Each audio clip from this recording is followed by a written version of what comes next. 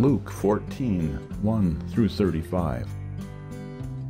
Devotional focus verse. And whosoever doth not bear his cross, and come after me, cannot be my disciple. For which of you, intending to build a tower, sitteth not down first, and counteth the cost, whether he have sufficient to finish it? Luke 14, 27 and 28. The skyline of Washington, D.C. is low and sprawling by design, so that from a number of vantage points near the Potomac River, one can see several of the nation's most notable landmarks. The Capitol Building, the White House, the Lincoln Memorial, and many other important buildings are all within a few miles of each other. The easiest landmark to see, however, is the Washington Monument. This majestic 555-foot pillar commemorating the first President of the United States of America is the tallest stone structure in the world. The grandeur of this monument can be seen from all around, but a closer inspection reveals a detail that might otherwise be overlooked. The stones in the lower third of the tower are of a different shade than those of the upper two-thirds. This is because the monument was built in two separate phases. Construction of the monument began in 1848, after $87,000 had been raised for the project. The Washington National Monument Society knew it didn't have enough money to complete the structure, but was counting on more donations coming in. 6 years later, however, funds ran out and construction slowed to a halt. After the Civil War, interest in completing the project grew, and construction began again in 1879, this time with marble from a different quarry. The monument was completed in 1884, and at the time it had a consistent color from top to bottom. Gradually, however, the marble in each section weathered differently, producing the two distinct colors seen today. In our focus verse, Jesus indicated that following him is like building a tower.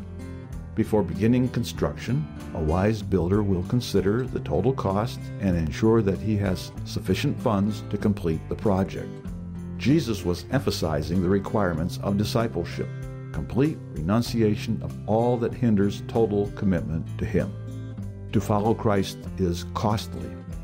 We must live a surrendered life, yielding full control to him. We must value Jesus above all else, including family, friends, and possessions. The rewards of a victorious Christian life are certain to outweigh the sacrifices, but if we have not considered the cost in advance, we may not be prepared to complete our spiritual structure. That could result in eternal loss. Have you counted the cost of true discipleship? Are you fully committed to the Lord today? If you are, He will help you reach the eternal goal. Background information. In today's text, Jesus taught those around him about true humility, the gospel call, and the cost of discipleship. Chapter 14 begins with Jesus eating a meal on the Sabbath in the house of a ruler among the Pharisees. When the text says those at dinner watched him, the original Greek indicates a malicious intent. The Pharisees were trying to find something to accuse Jesus of, and feigning friendship, had likely invited him to dine with them for that very purpose. When a man with dropsy approached, Jesus asked if it was lawful to heal on the Sabbath. The Pharisees held their peace, knowing they could not answer in the affirmative if they were to accuse him of breaking the Sabbath.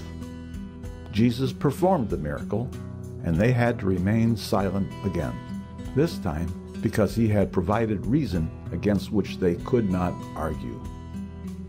In verses 8 through 11, Jesus told a parable about humility to those at the table, and in so doing, rebuked them for the behavior he had just observed. He went on to say in verses 12 through 14 that men should invite the poor and maimed to dinner, rather than their friends.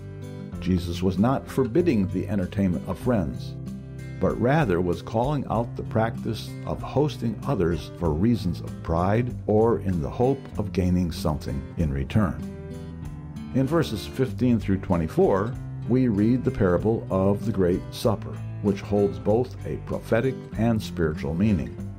Prophetically, it refers to the offer of the gospel to the Jews, and after their rejection, to the Gentiles.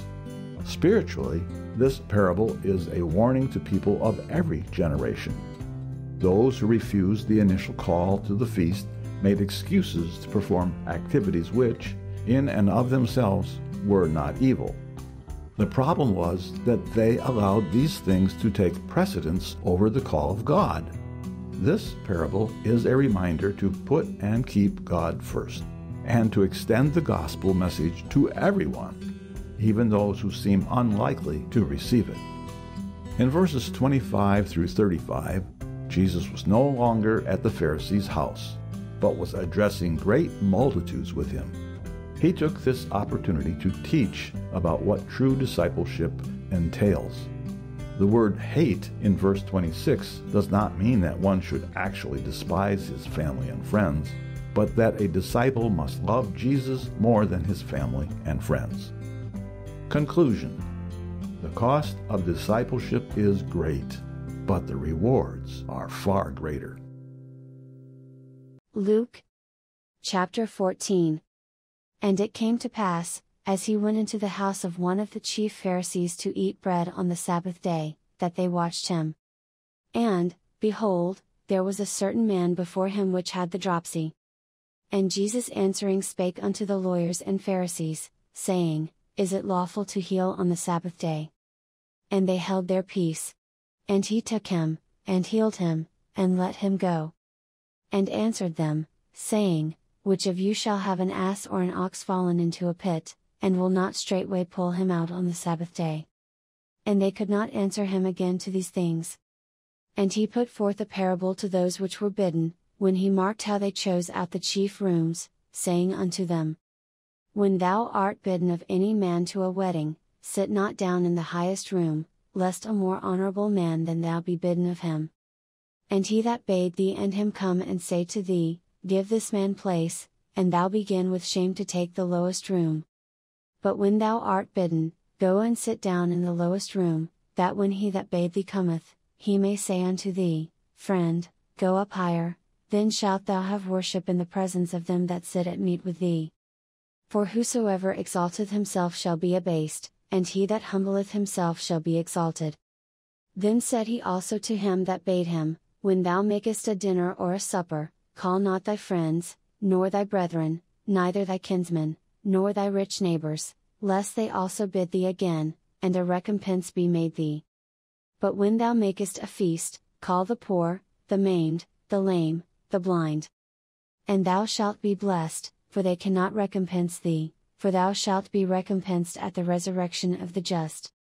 And when one of them that sat at meat with him heard these things, he said unto him, Blessed is he that shall eat bread in the kingdom of God. Then said he unto him, A certain man made a great supper, and bade many. And sent his servant at supper time to say to them that were bidden, Come, for all things are now ready. And they all with one consent began to make excuse. The first said unto him, I have bought a piece of ground, and I must needs go and see it, I pray thee have me excused. And another said, I have bought 5 yoke of oxen, and I go to prove them, I pray thee have me excused. And another said, I have married a wife, and therefore I cannot come. So that servant came, and showed his lord these things.